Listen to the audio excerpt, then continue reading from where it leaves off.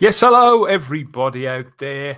Back again for more Type Over 40 here on the Spacebook with me, Dan Hadley, Birmingham's King of the Geeks, and Rosie, the House Dalek. She's here to keep an eye on my toxic masculinity as always.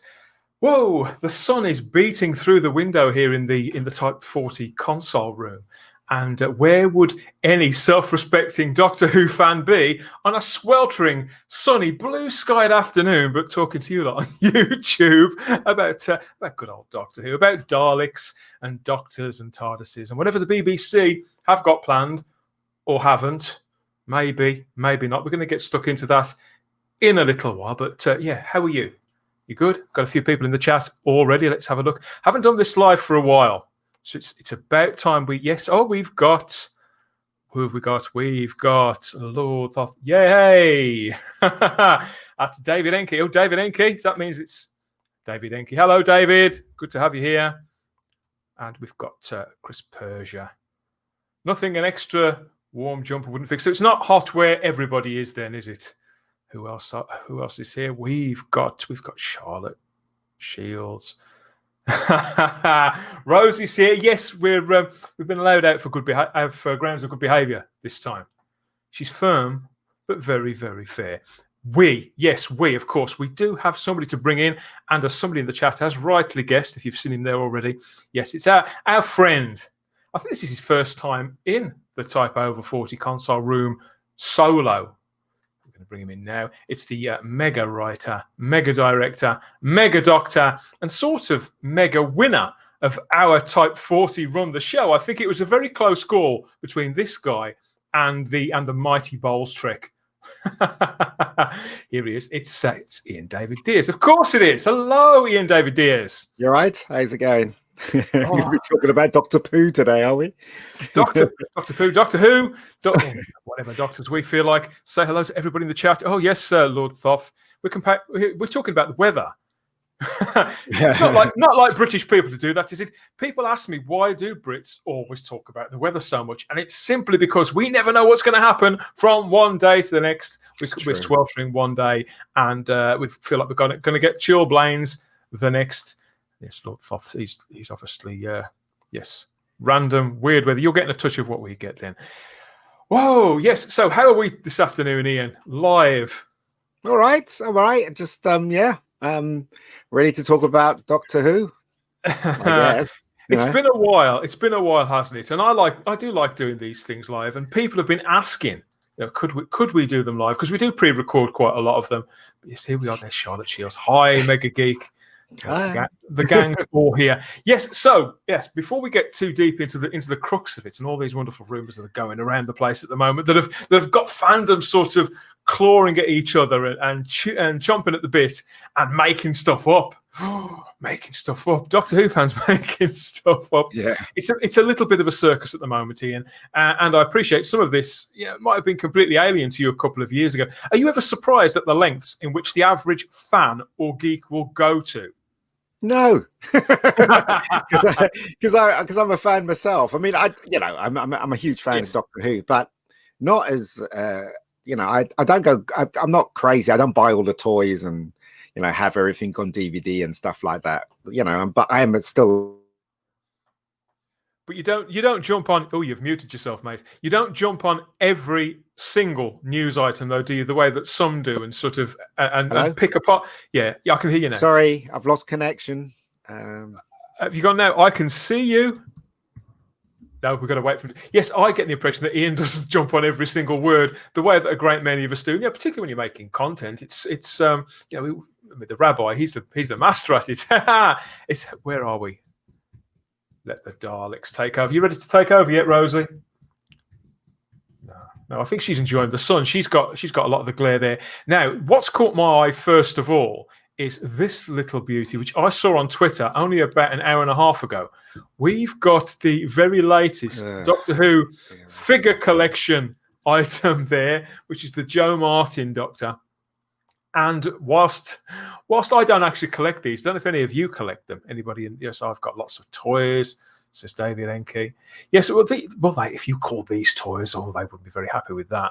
Yeah, because these are the collectible figures, aren't they? They're sculpted and that you can't actually move any of the limbs. And the idea is that you sort of create a huge expanse across your hearth or wherever else as your collection grows. And I think that, yes, 188, yes, apparently they're going to keep this going for at least 2 or 3 more years. And I know people who have literally got a room full of them. But obviously, as time goes on, they pepper in brand new figures with stuff from the past. They recently had the dragon from Dragonfire, for example, and you can't get much more obscure than that. And now we have Joe Martin's Doctor in the mix. Well, yeah, I did. I mean, you could say that this year, this character made an impact in the Fugitive of the Jadoon episode. So perhaps that's why they've gone to her. And it is still, broadly speaking, a big deal to introduce any new incarnation of the Doctor. So I don't suppose I'm that surprised to see her. I'm surprised to see they've gone for the pose. Can't speak this afternoon. Gone for the pose where she's holding a gun. Because that's not typical Doctor Who behaviour, is it? It's not something Doctor Who usually do. I don't understand why people are going on about Jo Martin. She's only in 2 scenes and she's not explained. And it's quite, obviously I don't really like this era of Doctor Who. And, I wouldn't buy that toy, would you? You know what I mean? No, not at all. But what I did like is Jo Martin's response to this. They made me slim, and the heart-eyed emoji. Now, that made me smile. And yes, they have made her. They have flattered this woman. You know, she's a very capable actress and looks striking in the costume. And I've got very mixed feelings about Jo Martin. I thought she was okay in principle in Fugitive of the Jadoon, but totally wasted in the finale, to the point where I felt that she looked bored with the character already. They've given her nothing to do, and I'll be honest, I'm not particularly interested in seeing the character again, or at least until it's written by somebody else. But they just put her in because of Woken and all that stuff. I mean, she has no right to be in Doctor Who at all. Look, no disrespect, right, to the actress. I'm pretty sure she's a good actress, but she has no right to be in Doctor Who. That character had no right to be in Doctor Who. It wasn't explained. They just chucked it in there so that they could, I guess, wreck on everything else. So, and we didn't get any real. Well, there was no light shone on the character whatsoever, was there, in the actual finale? I said she was there really to just be a mysterious presence, and it was all done very similar to the Matrix movies and the Oracle character. In that it was a blatant steal from it, and just not remotely interesting. But what I do like about this, and what I've always liked about Jo Martin herself, is that she seems to understand the character. And I think she obviously doesn't take herself particularly seriously. She enjoys being part of the community. You know, I don't actually follow her on Twitter, but, I'm tempted to, but I probably wouldn't have a great deal to say. Hold on. What makes you come to that conclusion that she understands the part? Because I've heard that actually on screen, she just seemed to have she just seemed to be able to lay her hands on the tools to deliver those lines with some conviction. To make me believe that I may be looking at the same character. And in those 2 minutes, she did more in those 2 minutes than Jodie Whittaker's managed in 2 whole seasons. You see, a lot of people say that, but I don't get that. She came in, she did her job as she was, because in real life she's probably a lot more forceful than Jodie Whittaker. That was about it, really. I don't understand. Oh yeah, she made an impression. She didn't make an impression on me at all. In fact, when I revealed that she was a doctor, I was more annoyed than anything else that they just randomly put this character in there. And as I said, everybody knew something was gonna happen because of this character, knew that it wasn't going to be good. Well, the actual episode incensed me. I hated almost every so did I. solitary minute of it. But I trying to look on the bright side, the fact, look, it's how Jo Martin played that part. I felt really solidified to anybody out there just what was lacking in Jodie Whittaker. And as I said, I mean, the wheels have come off this. The wheels have come off this already. As long as Chris Chibnall's still there writing, there's not really going to be anything left to see. But I do feel that Jo Martin's involvement and this actress could be a missed opportunity. I feel that she took the role. I mean, she didn't know what she was auditioning for, allegedly, in the first place. But I feel that she's better with the fans. Like I said, has a better grasp of the character, relishes every opportunity she can to interact the fan base, and just seems like a lot cooler as a person. She's not constantly spouting agenda that I've ever seen. I mean, maybe it would be different if she was the actual lead of the show, but yes, I just thought it was quite amusing. And although I don't think we'll ever see a version of the show led by Jo Martin, I think she'll always be a supporting character until this era finally limps off the screen, everybody, which I think is fairly close at hand, we can hope. But it just made me smile, and I just hope that that something happens, and I just hope the one that's going to happen at Christmas or whenever it's going to happen is going to be the last that we see of Jodie. That's the best thing that can happen to Doctor Who. The best thing. Well, we're going to so we can forget all of this. If we can forget her, Jo Martin, forget the skinny toy, wherever, forget all of this nonsense and just carry on with the Doctor. David's asking here, why have they made her slim? And it's just a creative choice, I would imagine. You like to flatter the people that you captured. There's nothing really wrong with that. Hi, Daniel Leach. Hey lads, how are you? How are you, Daniel? What's the weather like where you are this afternoon? Who else have we got? We've got Culture Casino. They are still trying to promote the show through the new stuff. No one likes the new stuff. And You're quite right, Culture Casino. An increasingly few amount of people are defending the present era. And, the tide really turned after the finale. But over time, over the summer, there's next to no buzz there, which is one of the reasons why we're in a situation where whenever any non-news appears about Doctor Who, people leap on it, and we all leap on it for different reasons. It's always for different reasons. But yes, the Jo Martin character, whether I would say she'll definitely appear again. I hope not. But I've got, just like for the rest of this year, I've got no real desire. It doesn't intrigue me in any way, Ian. It just doesn't. Yeah, it doesn't either. as I said, John Hurt. Yeah, I mean, they were saying, oh yeah, because I wouldn't be surprised if because I reckon Jodie is going to leave. I wouldn't be surprised if Jo Martin took over as the Doctor, and it's not the right thing to do. It really isn't. No. Oh, well, never mind. What can we say?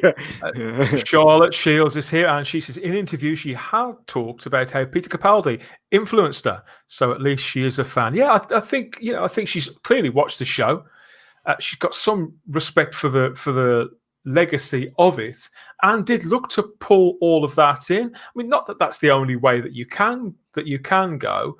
Jodie Whittaker's approach was completely different, and the costume designers they never stopped her from making the Doctor look like a total clown, did they? So, but yes, Jo Martin's outfit to me looks completely off the peg as well. It looks like she's been gone out and bought all in one. I don't think it looks like clothes. It looks like costume, which is always. I just think that's the wrong way to go. It should look a bit more beaten up, particularly if this woman has been an operative, has been to war or whatever. It's all just a little bit too clean and trim for me. But how do you know she's been to war? How do you know she was part of that era of the history of the Doctor? You don't know. She just appeared. Their TARDIS was stuck in the ground, and she said she was the Doctor. No explanation, no nothing. Right? Well, how do we know? How do we know? We don't know anything about her. It had clearly been like decades, maybe even a couple of 100 years while she'd been in hiding or whatever. And we've got Unknown 289. I don't get that either. Same with the Master. I feel he's more like the Joker than the Master and more campy than John Sim. So you're talking about Sacha Dhawan's Master there, Unknown.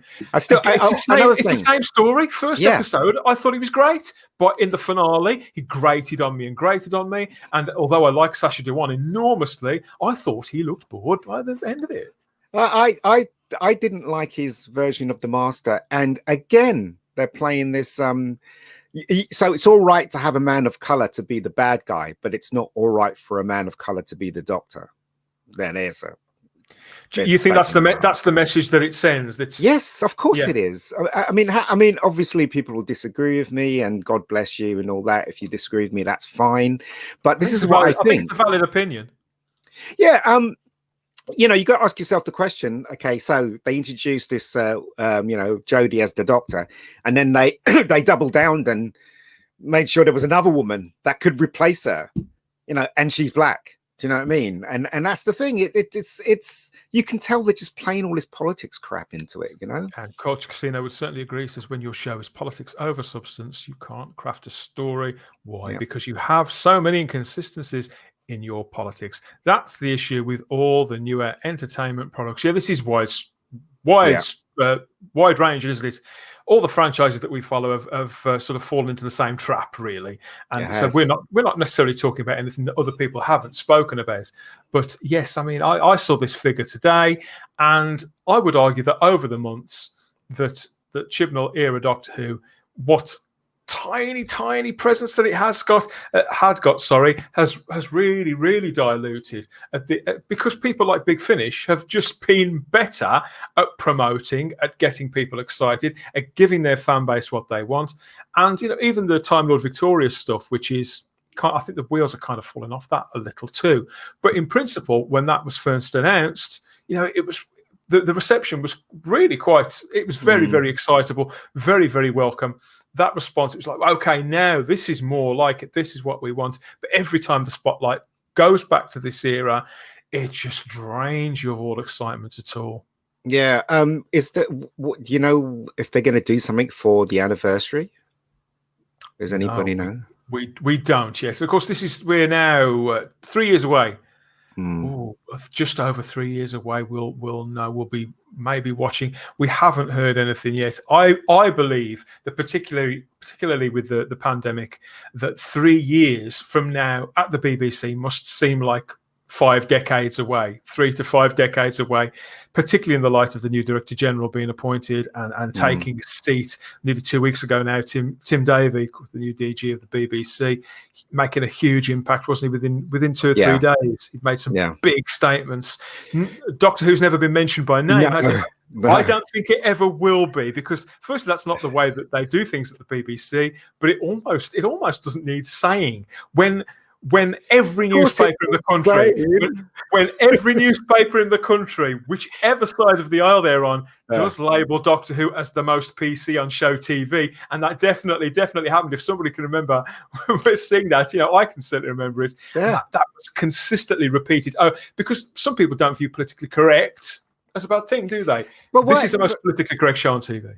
Okay, well, why you ask yourself the question, Dan? Why hasn't he come out and talked about Doctor Who? And this is what bothers me. He's made all those great statements, but I still think he's going to leave a lot of woke in the BBC. Because I don't think otherwise he would just come out and say, "Look, the Doctor Who's gone woke. It's so obvious to everyone, apart from the people that's supporting it." Let's be realistic. The man has just taken probably the most powerful job in British media. He's been in it for less than 2 weeks. He doesn't want to rock the boat. More to the point, I think expecting to make a statement about one solitary TV show, which although it means the world to me and probably you too, it's there's bigger fish to fry. The BBC is under attack. The way that they finance everything they do is potentially and very likely being stripped away from them. So the ins and outs of Doctor Who, which they're not going to. Well, we're going to get onto this in a moment. They're not going to be filming any more Doctor Who for quite a while. It seems, certainly a few months. So it's sort of at the back of the queue, really. I mean, they could potentially they could have stepped in already. They could have stepped into the office already. Who knows? And said, "Look, what's going on with this show?" In fact, I would imagine that a conversation has been had, and that I can't imagine that hasn't happened. And there isn't some sort of statement that's been distributed within the BBC and within the independents, but expecting it to be made public knowledge before the forthcoming festive special. God, I hate. Does anybody else hate using the term festive special? They're not using Christmas. In fact, I don't like even calling it special, because let's face it, it isn't really, is it? But until after this next story is aired, I don't think you'll see anything declared publicly until that, because it's unprofessional and it reflects badly on the people who have put this one together. They're not using the word Christmas. Well, no. And have you noticed how few people are? The BBC, they don't use it anywhere near as much as they used to. I used to think this was all conspiracy theory, but now I'm really starting to believe in it. Let's see what else we've got. We've got Costa Casino. Big Finish still tries to deliver for sure. They certainly do. We've got Charlotte says, it makes me laugh. I keep seeing the claim it is popular, but where is the promotional boss? There isn't any. I mean, to be fair to them, they've got nothing to promote yet, have they? We've got to wait until New York Comic Con to see that. They've just roped in Bradley Walsh to be at the Comic Con too, alongside Jody Whittaker and Mandy Gill. But I think that's because he's the only one who's really got any sort of entertaining. Did you see, Dan, did you see that clip? They showed this clip. I can't remember where I saw it, but Bradley Walsh, he does that show, doesn't he? What's it called? The Chase? Yeah. And they had some contestant on, and he was talking about Doctor Who, and he said something. He said, not this era of Doctor. He didn't like this era of Doctor Who. And did you see that clip? That made me laugh because I don't know, that look that Bradley gave was either I know it's shit, or really you thought that Owls wasn't good? I don't know. I don't know what to make of it. I don't know what you thought. I think Bradley Walsh is like all of us. I think Bradley Walsh lives his life the way that I certainly try to, and the way I hope you guys would, is that he makes the most of every single day. And whichever job that he's working on at that time, he commits to it 100%. And I think he's very proud of the things that he does. And he takes his roles. He's got a very good agent, obviously gets him these things, but he takes his roles based on stuff that would be fun to do. And I think being asked about one job while he's on another, he just looked really amused by it all. And I think he was tickled by the fact that somebody, a member of the public, because Bradley Walsh is one of us, he knows how we feel. He knows how we feel and the things that we say to the television when we're watching, be it a game show, be it drama, be it comedy. He's never really lost sight of what it means to be a viewer of this stuff. And I think that's what amused him. I also think that he's that sure of himself and that confident and that aware that he knows that at the end of the day, he's just one person. It's pointless getting upset about this stuff. Whereas certain other people in the cast, I think if that would have been said to them, they'd have probably, not reacted the best of ways. You have to ask yourself the question, though, does Jodie really know all of us and all of the fans being... No, but you got to ask the question, how could she not know? Dan, how could she not know? Maybe, because I said to you the other day, didn't I, that I watched the Star Trek panel on the cast of Lower Decks, and they asked that cast. They responded quite well, to be fair to them. The four young actors, and they responded really, really well. But you could tell when they were answering. Somebody asked them a question: "Do you look at social media?"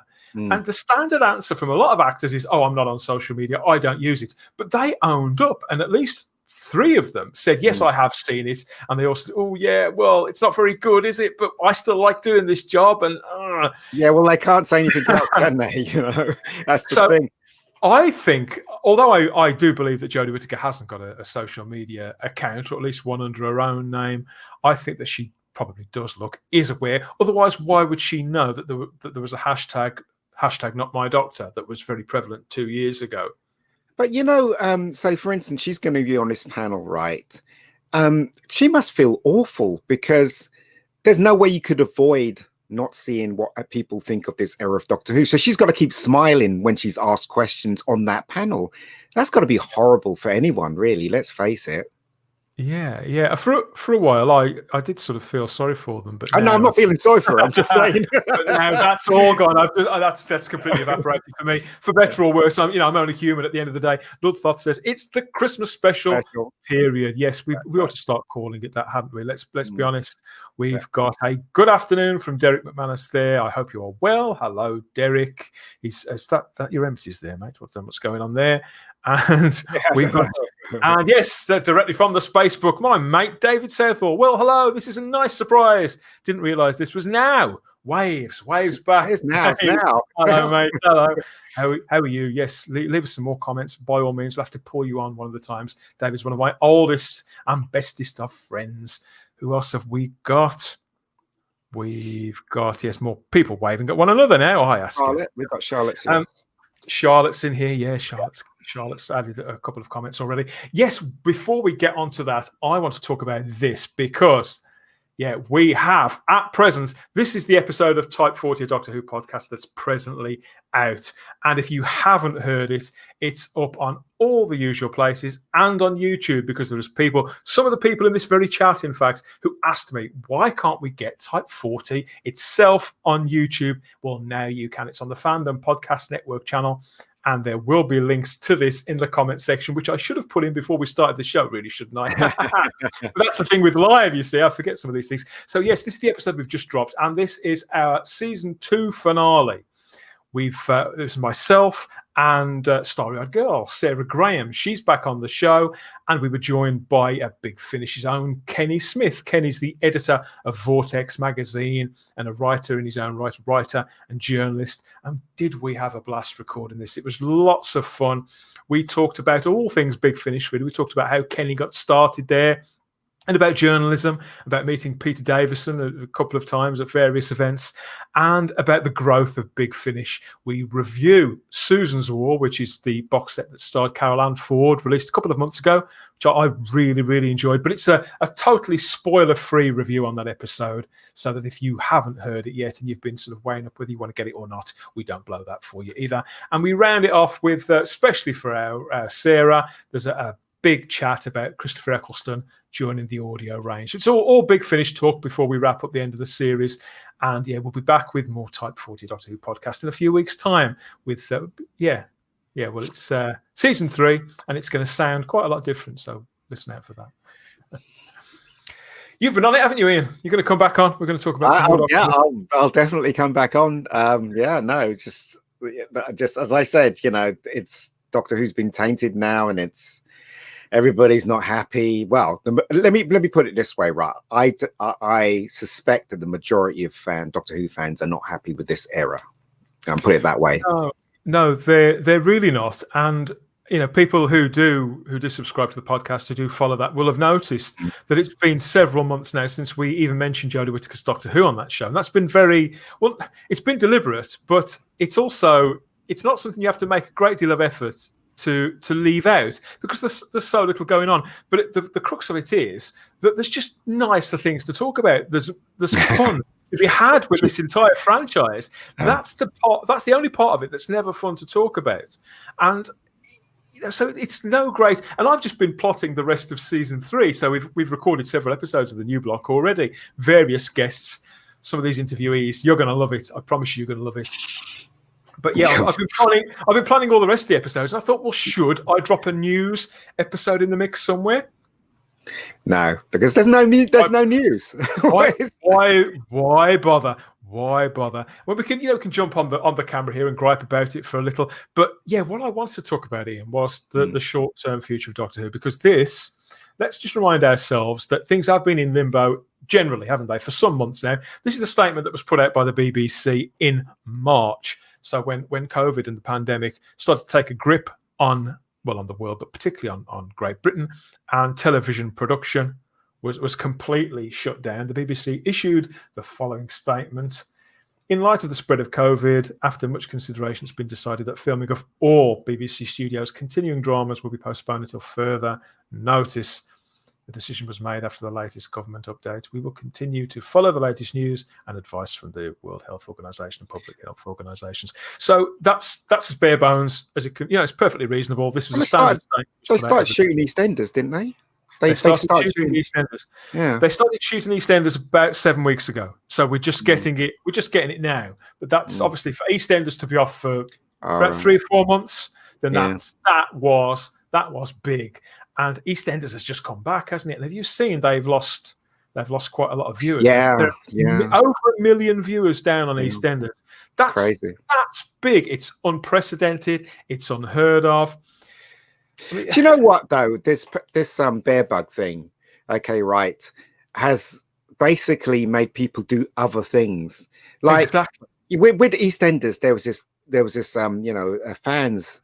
They lived to tune in every week, and because of what's happened, it's kind of taken them away from that. And especially with shows that I watch as well, like I used to be religious watching some other shows on Amazon or Netflix.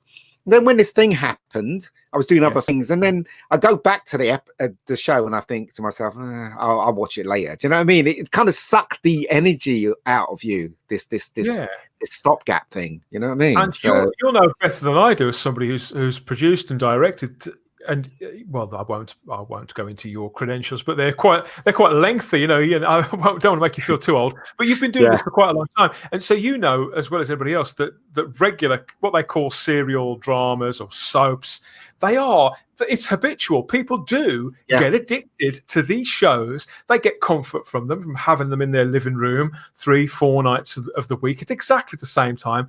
But that expression that was in sort of in vogue a few years ago was moving wallpaper with soaps. Yes. People just had it on almost as background noise. And once you've broken that habit, I'm not saying it's necessarily a bad habit. These programs, they give a lot of people company, and a lot of good drama's been done on soap. I'm sure you'd agree in. But once that habit is broken, getting it back is next to impossible. Do you know what I miss though, especially with Doctor Who and Star Trek and all the stuff that I'm still in? Well, I'm still into it, but obviously not this era. I miss meeting people, going to the pub and talking about that episode or previous episode. I used to meet my friends all the time and talk about classic Who, even though we were watching Matt Smith and stuff like that. It's just that's missing from entertainment now, that obviously because of this, that's what the pandemic that's happening. People can't meet up and talk and stuff like that. But even if this wasn't here, I still think that the whole of this kind of thing has changed, isn't it? Nobody meets up anymore. I mean, when was the last time I spoke to someone about something I was really into, like The Boys? I think it was Keith a couple of days ago on the phone. You're not meeting, face to face talking. And I miss all that stuff. I don't know about you, but I mean, obviously, I speak to you about stuff like that. But I suppose the internet has replaced a lot of that. But there's nothing like sitting around a table in a pub with 3 or 4 people, and people with different tastes in things as well. Exactly. And sort of people going, I wouldn't watch that crap in a million years. Or, the wife makes me watch it. Or, he insists on having that on. All those little stories. But now people can watch whatever they want on their own device. That's right. And Charlotte Shields here says, if EastEnders loses that many viewers, Doctor Who is in real danger. My next point. I think it's a very, very good thing that Doctor Who isn't back anytime soon. I would expect a bump on. If let's take it as read that it's going to be on New Year's Day this year, because that's still the safest. You reckon? It could be on Christmas Day, but I'm going to say New Year's. I'm going to say it's going to be on New Year's Day, which is nowhere near the big TV day that Christmas Day used to be, is, whatever. Obviously, I believe there will be an increase in ratings for New Year's Day if it's on New Year's Day compared to The Timeless Children. I do, but only because it's a public holiday. More people will be on their bums in front of the TV. But I think that New Year's Day TV will see a significant drop from last year. It will. I mean, as I said, everybody, I mean, that's when you got your audience, you got a captured audience there, when everybody, after they finish eating and they sit in on their sofas with their stomach up there, they can't move when the TV's on. They have to watch the TV. And that's, I think, that's where they're going to lose if they don't do it on Christmas Day. But we've got to look off there. True. I agree, Meg. I miss the social aspect of chatting with my mates about this stuff around the gaming table. Yeah, that's what it grows fans when you talk about stuff, like when you get together. Because as I said to you before, Dan, I remember they used to have a Star Trek bar before Facebook and before Twitter. They used to have a Star Trek bar in Victoria in London. Okay. And I used to go down there, and people didn't even know, because they had TVs on and they had their Voyager. It was Voyager at the time that was on, and Voyager was playing on the TVs.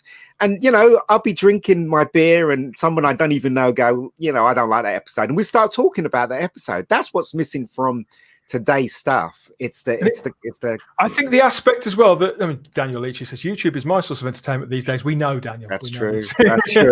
But the thing about that, and what I miss about those sort of barroom, wherever you used to meet up, I mean, even water cooler at work, is the fact that in that situation, as I was saying earlier on, you're kind of not forced to, but you're choosing to sit down with people from different aspects of your life and to find common ground or compare notes about TV, about what you watched the previous night. And you would find having these conversations that, for example, say whatever was the big comedy 20 years ago, Bottom, Men Behaving Badly, The Royal Family, you'd sit down and talk to people about that. And, say 3 or 4 people would be in fits as they sort of repeat back jokes that were in the show. Whereas Yeah. a couple of people might turn to themselves and turn to the rest of you and say, I didn't find that funny at all. Exactly. It's like all human life is there. And although I do love the internet, I love that we've got these communities and we've sort of built audiences and we've got friends and companions out there watching and listening to us. Obviously, and we all get very frustrated, don't we? The people who support this ridiculous Chris Chibnall, Jodie Whittaker era, we say that they've created this echo chamber, very much based on Twitter, where they won't hear any dissenting opinions, and they keep it sort of preserved like that, and that's true. Yeah, but by the same measure, people such as ourselves who feel differently, by default, we end up also kind of existing in a bit of an echo chamber as well, don't we? If we're not careful, we've got to make, because everybody in the chat, just everybody in the chat here, all these lovely people, bless their hearts, but they do agree, that all of them agree with us about this stuff. Yeah. And so I think it probably falls to those of us who see the divide to break the bubble, break the echo chambers. Because if everybody's in an echo chamber, how fragmented is it eventually going to get? How far will it be before people will be able to get together and have far-ranging conversations and compare?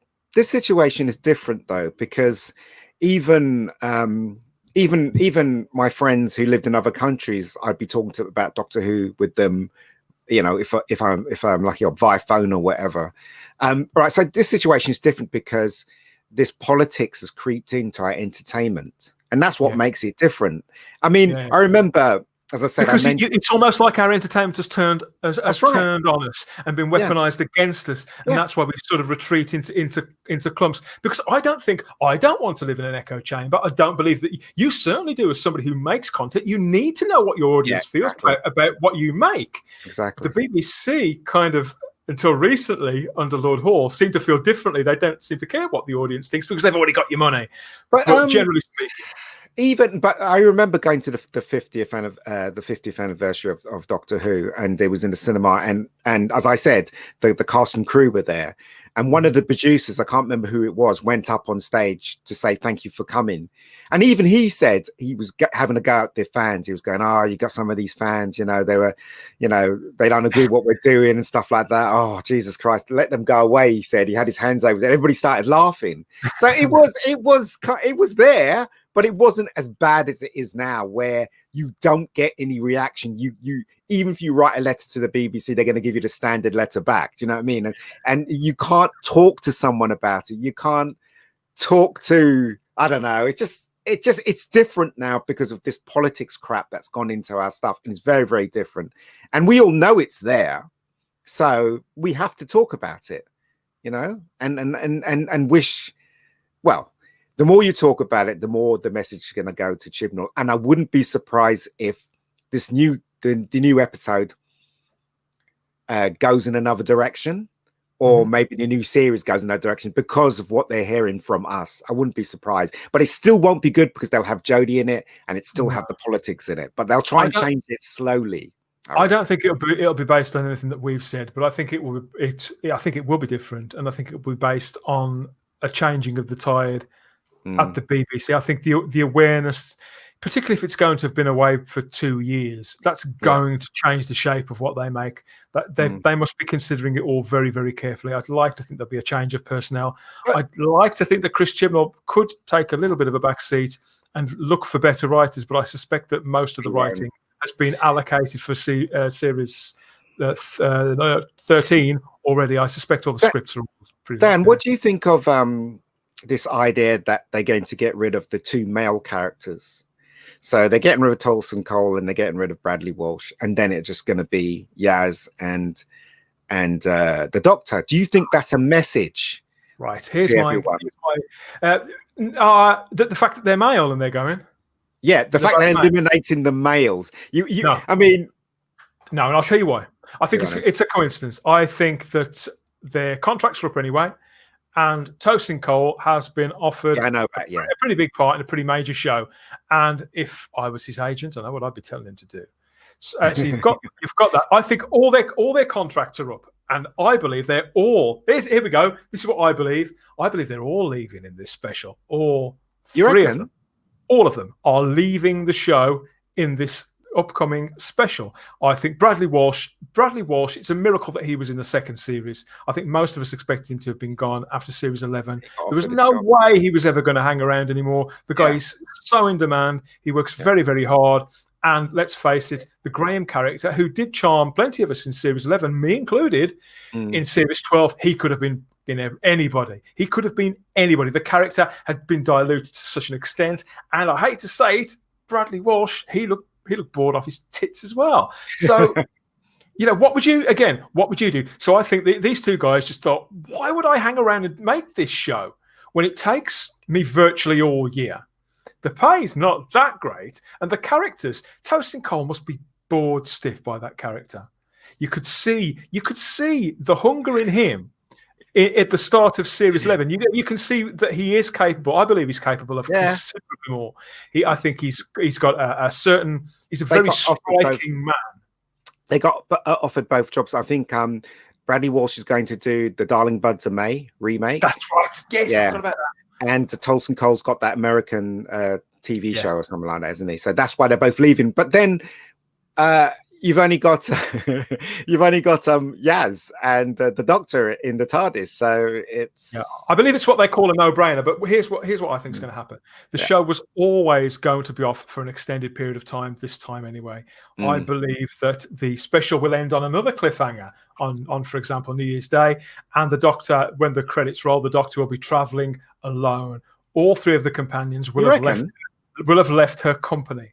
But I believe it will be similar to some of you people out there who watch the classic show, or indeed in the new series when Donna Noble was there for the Christmas special and then they met up later on. What I believe will happen is that Mandip Gill will leave in that special, leave the Doctor's company, but will actually be there, and she will rejoin the Doctor at the beginning of series 13, probably a couple of years later in Yaz's life, whereby she'll probably, she may have even gone to work a couple of times. Who knows? That could be a step into fantasy too far. where we could find she's had a promotion, and or maybe she's left the force altogether for some reason. Wouldn't be surprised. I believe that the plot, because Mandip Gill's like 32, 33, and she can't keep playing a 22-year-old forever. So I believe they'll reconnect with that character, because Chris Chibnall's not a good enough writer to develop this character on screen. So I think he's going to push her off as well and bring her back as the next version of Yaz, and she will spend that series 13 with the Doctor, rumoured to be 6-8 episodes, not a full run, and they'll see what happens there. Let's just catch up with a couple of messages in the chat. Anybody, let me know what you think of my premise there, my possible of what the shorter term future has. Do you think that's a feasible thing that Chris Chibnall would want to do with Yaz? Because obviously Mandip Gill does sound like she's still under contract or is maybe contract. Dave Staples says, related to the pub chat, wasn't it great when shows were once a week and everybody was on the same page? It's hard to have a conversation now without having to say no spoilers. No spoilers. I couldn't agree more, mate. I mean, I may as well get a T-shirt printed with no spoilers. I'm that slow. When I tell somebody that I'm binge watching something, I mean I'm going 2 episodes a week. Yeah, same here. No, just it's a shame, really. As I said, it's a communal thing, isn't it? It's like when you go to the cinema. I went to the cinema to see Tenet a couple of weeks ago, and it was just me, a couple of friends, and a couple of people up, and it was a huge cinema. It was in the West End, and it's loud and the screen is big, but when there's a lot of people in the cinema, it's the communal thing, isn't it? And everybody's laughing or cheering or something like that. That's what you go to the cinema for.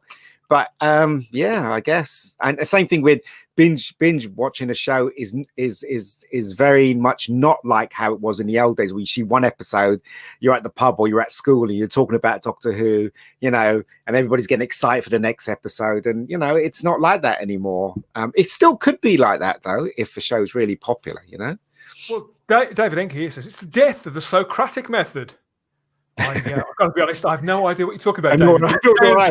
It sounds really intellectual. So, take that stuff to Radio Free Scaro. They do all the intellectual stuff. We do stuff about underpants and knob gags. The Socratic method. If anybody knows what day, you can enlighten us. We'd love to know. Yeah. Thanks for the comment, David. Who else have we got? Daniel quite rightly says the fandom is fractured. There is now sub-fandoms rather than one fandom. And it will be hard to achieve unification. It will be very, very hard. But I don't know. I think it will. We saw.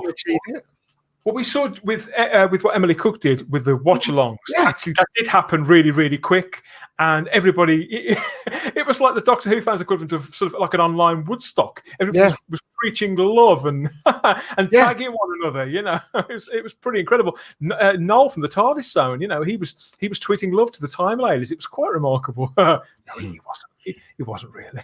Of course, we've got real Super Doctor. Yeah. Plankton Who is what I Plankton. Somebody isn't Plankton Who? Isn't he SpongeBob SquarePants? SpongeBob. Yeah, we've got Gary Hewitt. Hi, Gary. Men are being marginalised, and it's not funny. Wake up. In this instance, though, with the two guys on the cast, I do think it's a coincidence. Yeah, I think they wanted to leave anyway. I think, you know. And the rumor is that there could be a further companion that's been created. I can't remember. I did read a sentence about it, and I've read this a few times. Apparently, a gay character they're looking to bring on board, a gay male character, but that could be just paper talk. I mean, I've not seen that repeated too much. Yes, we've got more from Lord Thoth here. Real super dark. So looking at the future, what I've been looking at is that statement from the BBC that was late March. And some of the latest stuff that we've had has been, you know, we've got this from Media Mole, whoever that is, and yes, director of BBC Wales, Rodri Talfan Davies. Couldn't get a much more Welsh than that. As revealed, the next series of Doctor Who will not be filmed until social distancing measures have been completely removed. This is quite a recent article. He's got it listed as it was published tomorrow. That's some real time travel there. It says tomorrow in the corner. I don't think we all know this. Why are they reporting things that we know? You know what I mean? It's just and this is a line they've continued to trot out, and obviously for BBC Wales, Doctor Who remains probably their biggest show. They make a lot more in Wales now than they did when Doctor Who first went there, but it's still their biggest show, and nothing's particularly changed. Nothing's particularly changed from that point. But what I think amused a lot of us was last week, all of a sudden we were hit with these stories. Now, in my opinion, Doctor Who having the profile that it's got, when there's no news, when there's no actual news, people will make up news. And this is the first one that I saw in the Mirror on the 10th. So that's 5 days ago, late last week. They've labelled it as an exclusive, which is a little cheeky. If you make stuff up, of course it's exclusive. Exclusive Doctor will not return with a new series starting Jodie Whittaker until 2022, with Mandip Gill returning as Yasmin Khan, and they nail their colours to the mast there. The Doctor Who fans forced to wait. I think I can cope. Nobody's fine. I'll wait a couple of years longer if I have to. Same here. Shooting is due to kick off next month, according to insiders, but with scenes taking twice as long to film, it is feared it will take a miracle to produce a full set of episodes this year. So they're maintaining as well that filming is about to start. That's a constant to all the reports, but they're going very much for the 2022. I can't see how it could be any other date than 2022 based on what we've known before. Series 12 started filming in the January of 2019 and didn't screen until the January of 2020. They can start shooting because these COVID measures. Then this is because other productions have started shooting and they've all did the measures and stuff. Everybody's wearing a mask and they zap your forehead, see if you've got a temperature and all that stuff, and it can be done. I just think that maybe there's a story behind the story there. Why they're saying it can't be done? Because as I said, Hollywood is doing it now. They're literally shooting a few movies, but they're taking precautions. And I think the BBC can do that too.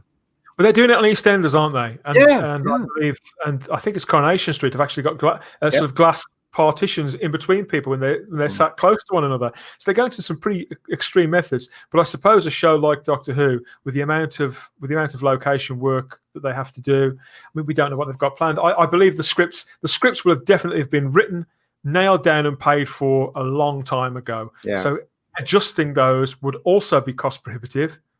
Then there'll almost certainly be some overseas filming involved because they can't not do it now. It's sort of become the model of the show. So it's a question of, do you scrap the entire thing completely and sort of reimagine it on a cheaper scale? Yes. No, that also comes with the problem that would have that knock-on effect. It would be even the wait would be the equivalent of the same time, probably longer for all we know, because writing does take time. We've got John Pertwee's. Remember John Pertwee's era? They managed to do that, didn't they? And still kept the stories really, really solid. And he mostly shot in England, didn't he? They didn't go out anywhere. They, and mostly in London, I think. John's stuff, wasn't it? So, and they've been great in the past. I mean, they didn't actually go abroad until Planet of the Dead. And that was quite an isolated thing in 2009. So for 4 years, they managed to make it all in Wales and got it to double up as all sorts of places. Yeah. I don't think the audience really needs that. I think the audience would much prefer the stories were better than anything else. We've got, yes, as long as new arrivals are great actors and well-written parts, I don't care what sex they are or preference they have. People do. I think that is the general consensus of opinion. I don't think there are any sort of racist, homophobic Doctor Who fans or sexist Doctor Who fans out there sort of snarling at the thought of there could be a gay companion or whatever else. Because it wouldn't be the first time, and it's inconsequential to the mechanics of the kind of show that we've got here, an adventure series on a Saturday night, Chris, on a Saturday night for the whole family. It's pretty irrelevant, really. But do families sit down and watch stuff like Doctor Who, though? I don't think they do anymore. Everybody, I mean, the kids are looking at their phones now, so families don't seem to watch together. Let's see who else have we got in the chat. And this is the thing. This is the crux of it, as Charlotte quite rightly says. Who will care by 2022? That's the question. When we've seen EastEnders has been off for 3 months, it's lost 1 million viewers. It has, that's crazy. Doctor Who having been off, okay, we're going to have a blip over the festive period. Doctor Who would have been off for a minimum of 2 years. It's already a weakened profile with fewer people that care than ever, and a generation of kids are now growing up with no interest in Doctor Who, and a great many of them don't even know what it is. That would have been unheard of 10 years ago. So who will care by 2022? Very few people. But that's the thing, you see, isn't it? Because they may as well start from scratch, in fact. Yeah, exactly. That's the thing, you see, because now they have to cater to people like us because we are the fans. And this stupid idea that, we want to attract the kids and stuff like that. I'm sorry, but today's kids are not interested in stuff like Doctor Who or actually, because computer games, isn't it, that they're really into. So, they have to start thinking about us now, the fans that, that will buy the merchandise, that will watch the show if it's done properly. So it can be saved. Yeah, speaking about doing it properly, the Doctor Who doesn't have the same gravitas or sense of adventure anymore. Big Finish is Doctor Who for me now. There's so many people feel this way, and obviously all Big Finish stuff is behind a paywall. You've got to pay for it. But to be fair, ditching your TV license because the BBC aren't capable of giving Doctor Who, or for whatever reason you want to ditch your TV license. I ditched mine for a number of reasons, not least of all because the BBC are incapable of giving us good Doctor Who. And subscribing to one or two Big Finish ranges, there's a lot worse ways to spend your money. I agree there, Gary. And I do think that I was saying to somebody on Twitter earlier on that Big Finish, they understand their audience. They understand the fundamentals of the show, what can and cannot be compromised for it to remain Doctor Who. They know what makes the character tick. Chris Chibnall doesn't. He writes her as as the rabbi would say, an utter moron. They don't seem to want to write Doctor Who. Whereas Big Finish, because they're and this is the thing, this is why I believe that the commercialization of the BBC, or certainly evolving into a streaming platform, it would be good for all content as things stand at the moment, because they would have to make it. They can't keep using it to preach and to restate and to spread word about the political leanings that they've got. They would have to go back to the basic principle of entertaining people. Otherwise, you're left with a show even fewer people watch, and like I said, there's no market for TV that people don't watch. It's even more waste of money.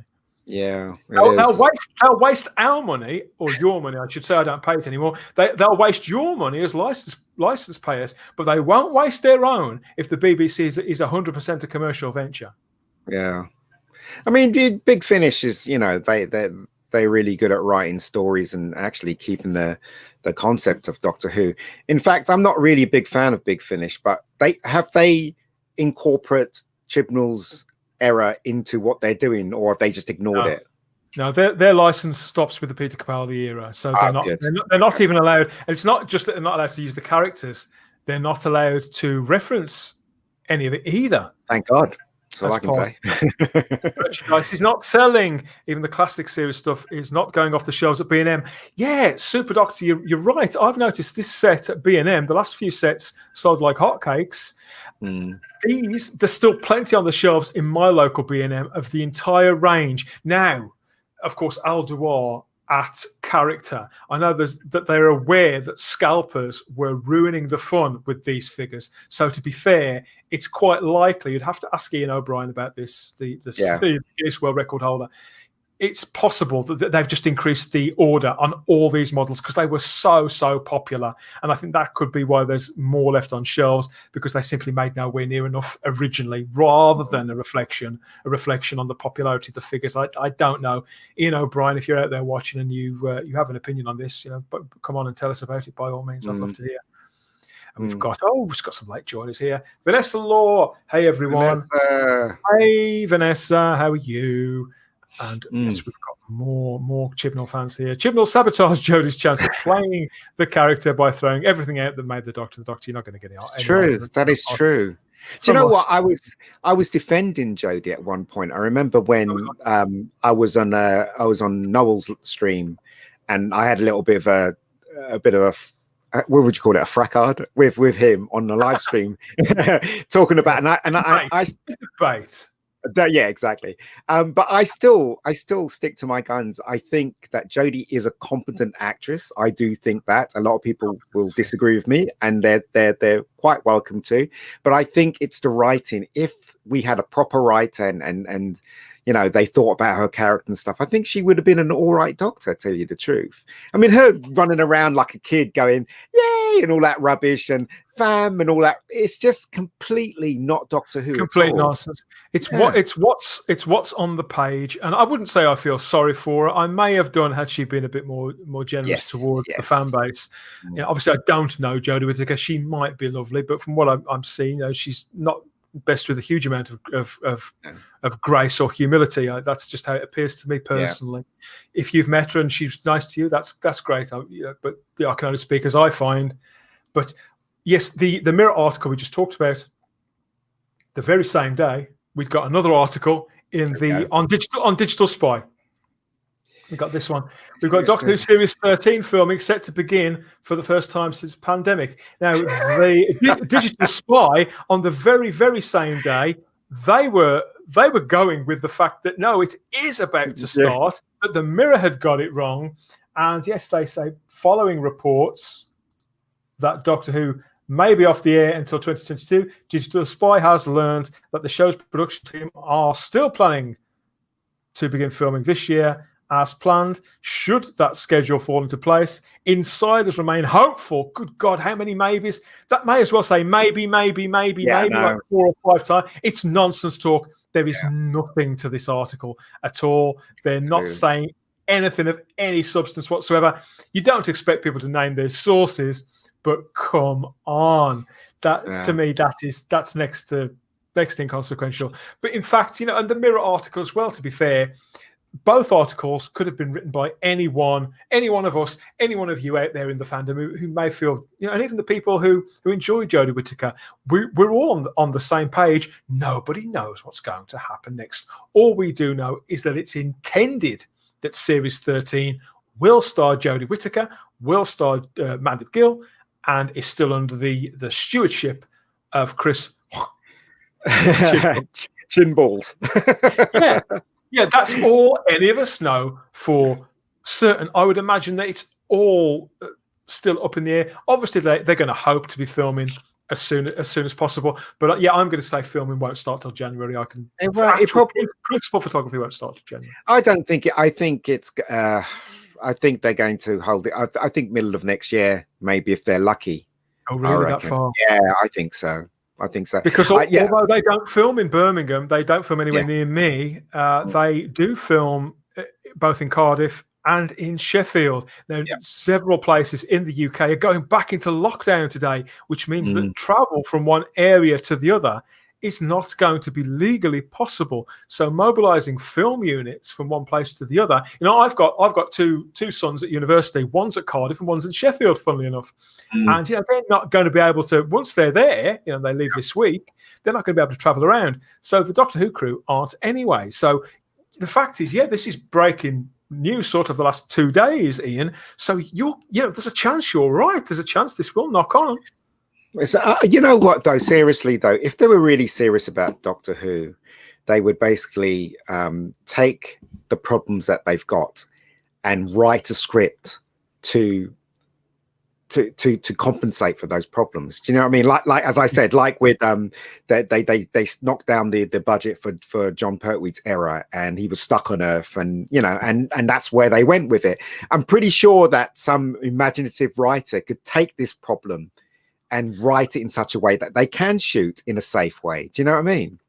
Yeah, you see the mistake you made in there. Imaginative writers. You see imaginative writers, politically obsessed writers. They're not blessed with, as we've seen, they're not really blessed with the best of imaginations, are they? They don't want to. They don't want to write about overt fantasy. They want to write about our world, about their own ideology, and just sort of thinly coat it in something resembling fantasy and serve it up to us in our homes through our televisions. We've got more chat here. Yeah, I mean, this is Gary Hughes again. The male Doctor found Earth politics bland and was anti-authoritarian. Jodie might as well move to Albert Square. The sense of wonder. We're not going to disagree with you about that. It's been said several times. Yeah. But this is really on the nail on the head. The sense of wonder and adventure has vanished, and that is absolutely right. And it's simply because there's just not enough room for it anymore. Somewhere along the line, where they've been mixing this together, they've decided which ingredients to lessen the portions of. And they decided that adventure and sense of wonder was something that they could do without. It's crazy, right? It's crazy. It's crazy. Immediately when she came on screen, when she fell through the hole in the train, where she should have been dead, but hey, such is life. But that didn't make any sense. But hey, we'll just move past that. But there was no sense of anything, was there, from the first episode? I remember being so disappointed with the first episode and wondering what was going on. Especially when we had that scene with Bradley Walsh being really, really, really soft as a male. When he was talking to his wife, I think it was his wife. He was married to that character, wasn't he? Bradley Walsh's character. That's right. Yeah. Yeah. And I was just wondering what was going on, because those kind of things subconsciously go in your head. I'm like, ugh. And and as the episode went on, I was like, this is not working, and the story is really bad, and she's not very good. And do you know what I mean? So if they're going to carry on like that, I think it was that relationship you're talking about between Graham and Grace, his late wife, Sharon D. Clark's character. I think that it was written in a kind of shorthand, really. And you see, when you've got recurring characters and you've got 10 or 13 ideally episodes to develop them, it's all right, I suppose, to set your stall out like that and to write in a kind of shorthand, because you've got an extended period of time in which you can get to know the characters and maybe find more nuance. But you are right that none of that really rang true, did it? Yeah, the first episode, right, really puzzled me. Okay, and that was before I discovered Gary and Nerd Erotic and you guys and everybody else, because I was thinking to myself, am I the only one thinking that this is a terrible episode? Like, for instance, Bradley Walsh's wife falls off the scaffolding and dies, yet he shows no emotion. He doesn't even cry. He doesn't shout at the Doctor and say, why did you allow this to happen? He didn't tell her to piss off or anything. The whole thing didn't gel. And the human aspect of Doctor Who, the common sense as well in the writing was non-existent in the whole of the episode. And I was really disappointed.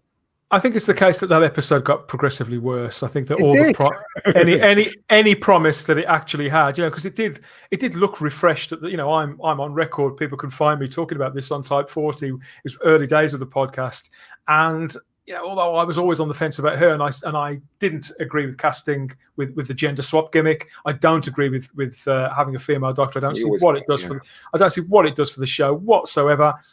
The fact is, it had happened. I decided I was going to give it a good go, and the actual show did feel quite refreshed for the first 45 minutes or so. But you could feel it starting to break down. You could feel that it was very much all superficial, and even by the end of that episode, I was starting to think, just as our friend Charlotte Shields here, that Jodie's miscast and she's right for the role. I was thinking that it was the conversation on the two cranes in that first episode, and the script wasn't great. It's terrible. But she was really bad in that moment. And as the episode went on from there, with the seasons of her picking out her clothes, gradually I saw anything remotely resembling hope for that character, for this version of that character, just completely evaporated for me. And she's no more popular with our friend Vanessa.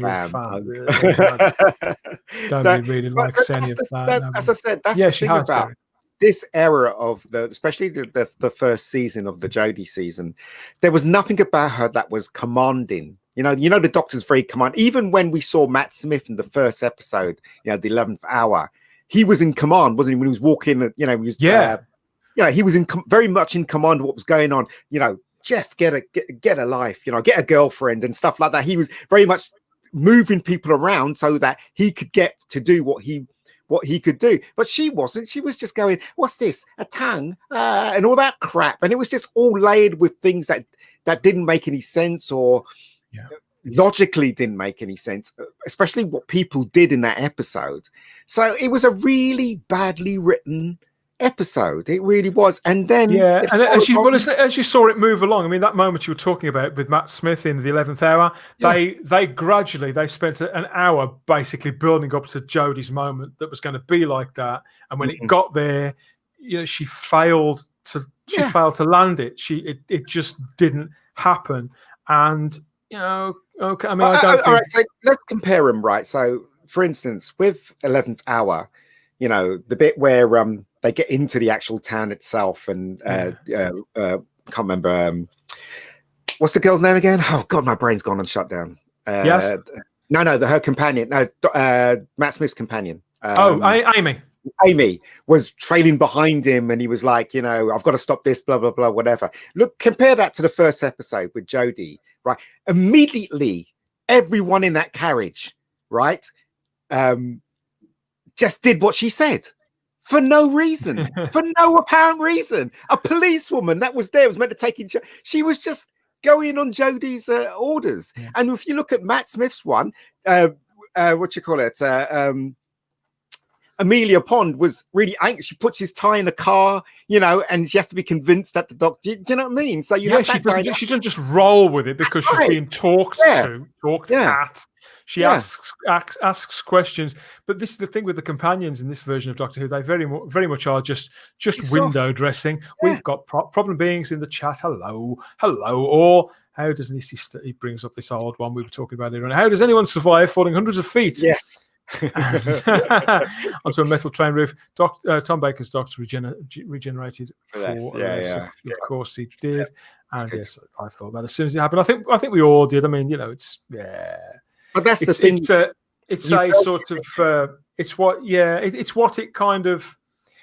It's all imagery, isn't it? That's what they wanted there. It was meant to look quite romantic, I suppose, and the idea that she was still regenerate. I don't know. I could sort of give them a hand wave for that if the rest of the episode, had been good. Yeah. There's the stuff with the filming. I mean, the crux of it is, we've got these articles in Digital Spy and the Mirror, and what I really wanted to say, and what I wanted to leave people in no doubt about, the Mirror and Digital Spy, those people who are on staff in those places, they don't know any more than we do. Yeah, exactly. And the Mirror certainly has been taking stories from Doctor Who fandom and putting them in their newspaper for years. Yeah. So have several others. So I think we're in a situation here where it's almost like the chicken and the egg. So they're reading what fans are saying and putting it in the newspapers and on their websites. The fans are seeing the newspapers and websites and going, oh, and then they're debating about that, and they'll push it on a little bit further. Then the newspapers will pick it up again, and we're all involved in perpetrating this when there's no real substance to any of it, really. And this has been going on for several years. When I used to spend a lot of time on Gallifrey Base, which is the notorious Doctor Who fan forum. I don't know if anybody's still a member of there. I don't know if anybody still hangs out there at all. I can't say I'd recommend it, apart from the Type 40 section about the new podcasts, of course. But yeah, one thing I noticed there, that about, I'd say it was probably the best part of 10 years ago. So when the Matt Smith era just started, they actively experimented there because lots of newspapers were picking up things that had been said in that forum. You know, a forum that's different to social media. You have to actually sign up for it and join. Yep. So journalists were clearly members because a couple of stories were planted and picked up the following week by a newspaper. So I know this happens because I've seen it demonstrated, and I don't think that it'll be any different now. So yeah, for anybody out there who loves the Jodie Whittaker stuff, who enjoys it, you could be looking forward to it. Fair play, not a problem at all. But I would also say to you that don't pin your hopes on seeing the new material in 2021 either. Seriously, I wouldn't want you to be disappointed any more than anybody else. But the newspapers really used to get the exclusives in the old days, didn't they? They did, yeah. They did. From the word, if you notice, the word exclusive was in that Mirror article, and it's just got no meaning to it now. Yeah. It may as well not be there. They don't even bother putting it in bold or in bright red. You know, it's inconstant. You know, it may as well not be there. It's like several words that have been overused in our popular culture and in society over the last couple of years. It's just got no power anymore. Let's have a quick look in the chat before we call it a day. Sorry, I meant plot-wise. And we've got Vanessa says, I agree, Lee, that whole scene was kind of ridiculous, but I can look past that stuff. No big deal. Yeah, I think on their own, little isolated things like that, if they mean that you get something that's sort of visually memorable and makes a statement, particularly at the start of a new era with a new creative team, I think that all of us would have sort of... Do you remember they started off? The photography was really good in that episode, and they had the format. It wasn't 69. It was something else. Yeah, it's black bars. Black bars on top of the bottom. So they were all going on about how we're going to treat Doctor Who. We're going to make sure it's lit, and we're going to shoot on this format and stuff. And all that disappeared on season 12, didn't it? It all went to crap because it wasn't worth it anymore, was it? Because they were literally spending a lot of money on the Jodie era, hoping that it would take off, and it didn't take off because I thought Series 12 looked cheaper in every respect. Mm-hmm. And the things that I did like about Series 11, which you could count them on the fingers of, well, I was going to say one hand. You could count it on the fingers of two fingers. one of them was Toasting Cole's music. I liked that in Series 11. It would just sound like total dirge in Series 12. And yeah, you're right. The production values they definitely took a slide. But you got to ask yourself the question, right? Who said yes to that TARDIS design? Inside of the TARDIS. Who said yes to that? For God's sakes, it's so awful. It's bad, isn't it? I'm going to sound like Rabbi now. Yeah. The Rabbi. No, we can do. Yeah, the way he does that. Virtually swallow the webcam, don't you, mate? Yeah. Love it when he does that. Yes, it's. Yeah, I mean, the thing is, no news so far. Really, I mean, that's my view of the rumours. As you were, is what I would say. Don't hang on to it. Don't read it. They might lose Jodie as well. Don't you think that, Dan? I think it's a possibility. Yeah, because it's an outside possibility that this time, and particularly if it gets put back, like you were saying, to film at the beginning in the middle of next year. Yeah, I think it's possible that all bets may well be off. All bets, because Jodie Whittaker. Let's be honest. Let's be fair to her. Before this, she wasn't in a reasonably in demand. She got a reasonable profile and a decent body of work behind her. Mm-hmm. She just can't afford to be on this show for too much longer for the good of her own career. Why would she want to be? And being away from her family potentially. I mean, not they spend that much time making it. It's one series every couple of years. But I think that just by the nature of the beast and the profession that they're in, she's not going to want to be there for too much longer anyway. Yeah, because isn't she meant to be making a film this next year? I don't know. I haven't heard that. I haven't heard anything about that. Right. Yes, can't come soon enough for me. As this sort of this scratched a bit of an itch for you, I hope.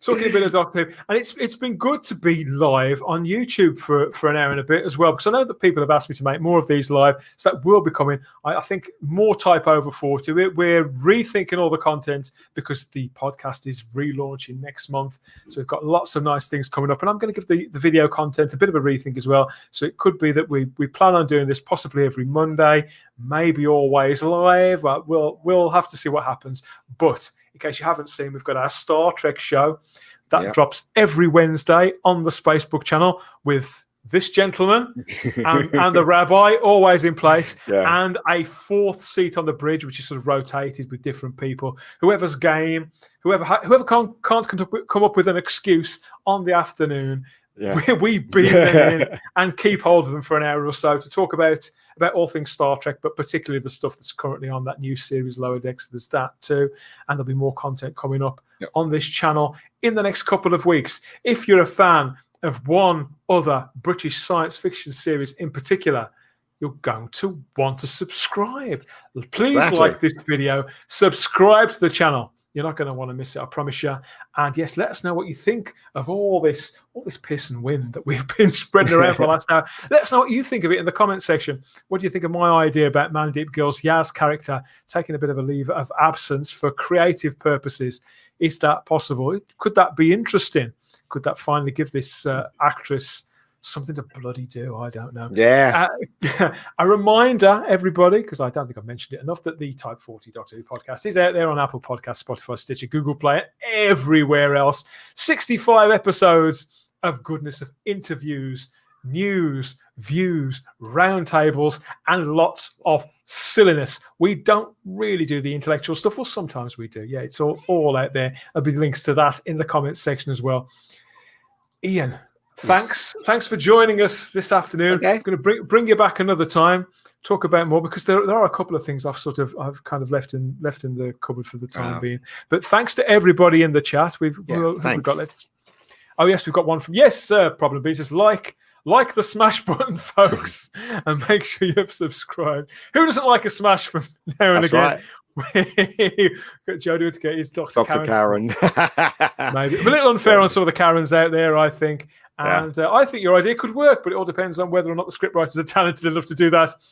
I think you know where my view on that one. I'm going to go with not. Yes. So thanks all for your company. Keep watching the channel, and yes, subscribe if you're out there watching. You haven't subscribed. Subscribe, like, and subscribe. Thanks for your company, Ian. Yeah, no worries. And I'll speak to you all later. Yes. Bye-bye. Bye.